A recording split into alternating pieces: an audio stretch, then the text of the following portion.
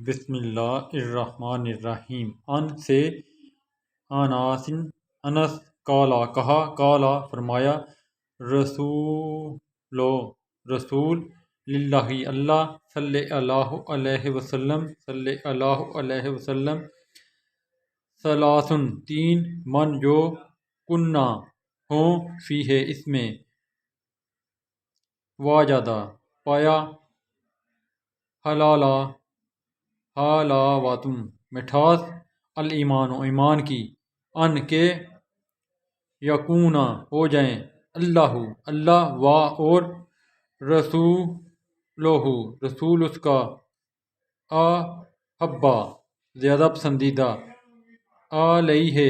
اس طرح کے مما اس سے سواہم جو علاوہ دونوں کے وان اور کے یحبو وہ محبت کرتے ہیں المرء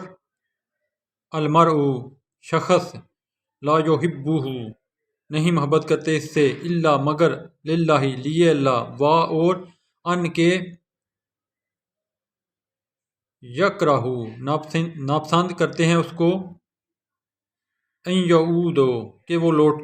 لوٹتا ہے فی میں الکفر کفر سے کما جیسے یکرہ ناپسند کرتا ہے ان یکذفو ان کے یکذف ڈالا جائے فی میں نار آگ۔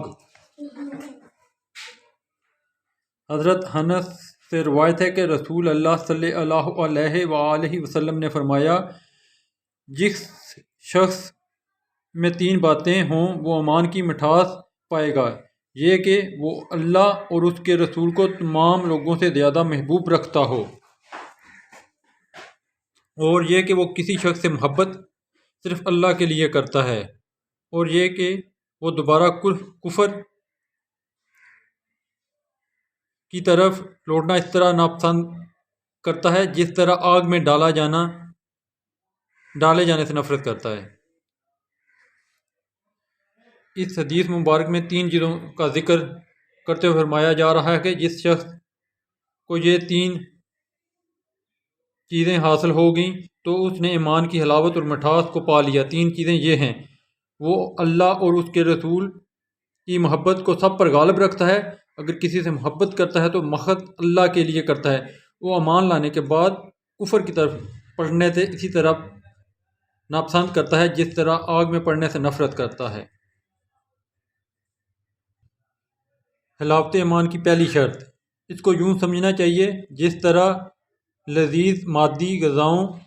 میں ایک لذت ہوتی ہے جس کو صرف وہی آدمی پا سکتا ہے جس کی قوت ذائقہ کسی بیماری کی وجہ سے خراب نہ ہوئی ہو، اسی طرح ایمان میں ایک خاص لذت اور حلاوت ہے، لیکن وہ اسی خوش نصیب کو حاصل ہو سکتی ہے جنہوں نے پوری خوش دلی اور رضا قلبی کے ساتھ اللہ کو اپنا مالک اور پروردگار اور حضرت محمد صلی اللہ علیہ وآلہ وسلم کو نبی اور رسول تسلیم کیا اور ان کی تعلیمات پر عمل پیرا ہوا۔ اللہ اور اس کے رسول کے ساتھ تعلق محض رسمی اور مواسری نہ ہو بلکہ اس کے ساتھ دلی وابستگی ہو۔ قرآن مجید میں آتا ہے والذین آمنوا اشد حبا للہ، جو ایمان لائے وہ اللہ کی محبت بہت بڑھ کر رکھتے ہیں۔ دوسری جگہ آتا ہے کہہ دو اگر تمہارے کنبے اور مال جو تم کماتے ہو اور تجارت جس کے مند پڑ جانے سے تم ڈرتے ہو جن کو تم پسند کرتے ہو تمہارے نزدیک اللہ اور اس کے رسول اور اس کی راہ میں جہاد سے زیادہ محبوب ہیں تو انتظار کرو یہاں تک کہ اللہ اپنا حکم بھیج دے، اور اللہ نافرمان لوگوں کو ہدایت نہیں دیتا۔ اس آیت میں یہ بتایا گیا ہے کہ عزیز و اقراب، مال و دولت اور محلات سب چیزیں اللہ اور اس کے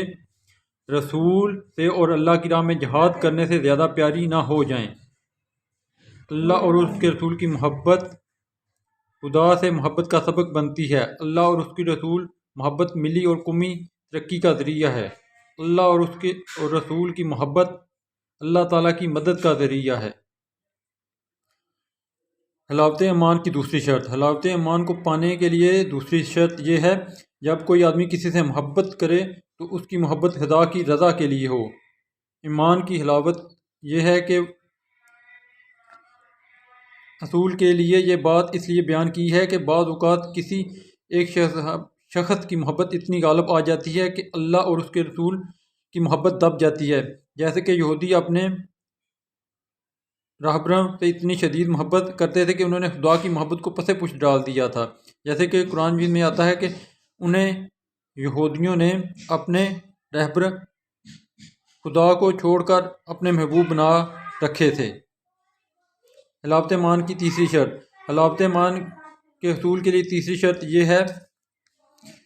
کہ جب ایمان انسان کے دل میں رچ بس جائے تو پھر کفر کی طرف لوٹنا اتنا ہی ناپسند کرے جیسے ایک شخص یہ پسند نہیں کرتا کہ اسے آگ میں ڈالا جائے۔ آگ کا عذاب ایک دردناک عذاب ہے۔ رسول کریم صلی اللہ علیہ وآلہ وسلم ایک مسلمان کو یہ تلقین کر رہے تھے، کفر ایک آگ ہے، اسلام ایک سلامتی اور خیر ہے، روح کی تسکین کا ذریعہ ہے، انسان کی ترقی کا ایک سلسلہ ہے۔ سلامتی والے راستے کو چھوڑ کر تباہی اور بربادی کا راستہ اختیار کرنا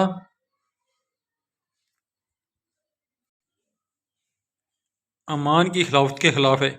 اس وجہ سے کوئی مسلمان کفر کا راستہ اختیار کرنا کو پسند نہ کرے اور وہ کفر کے راستے کو ایسے ہی ناپسند کرے جیسے کہ وہ یہ پسند نہیں کرتا کہ اس کو جلتی ہوئی آگ میں پھینکا جائے۔ تاریخ اسلام اس بات کی شاہد ہے کہ جس شخص نے بھی اسلام قبول کیا، کوئی تشدد، کوئی لالچ بھی اسے اس راہ حق سے نہ ہٹا سکی۔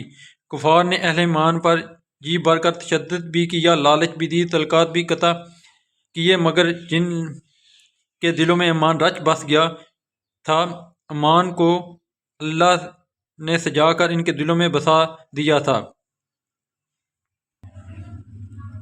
وہ ایمان پر ڈٹے رہے۔ قرآن مجید میں فرمایا کہ کفار کی شدید خواہش ہے کہ تم واپس پرانے مذہب کی طرف لوٹ آؤ، لیکن ان کی یہ خواہش پوری نہ ہو سکے گی۔